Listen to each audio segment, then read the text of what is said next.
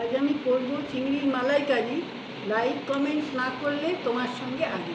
প্রথমে বাজার থেকে চিংড়ি মাছ এনে ভালো করে পরিষ্কার করে নেব। মাছে নুন হলুদ মাখিয়ে রেখে দেব। কড়াইতে তেল গরম করে মাছগুলো ভাজতে দেব। আগে থেকে আমি একটা নারকেল কুড়ে নিয়ে গরম জলে ভিজিয়ে রেখেছি।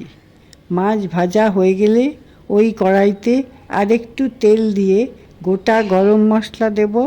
মশলাগুলো ফেটে গেলে একে একে পেঁয়াজ বাটা, আদা বাটা, নুন হলুদ লঙ্কা গুঁড়ো দিয়ে ভালো করে মশলা কষিয়ে নেব।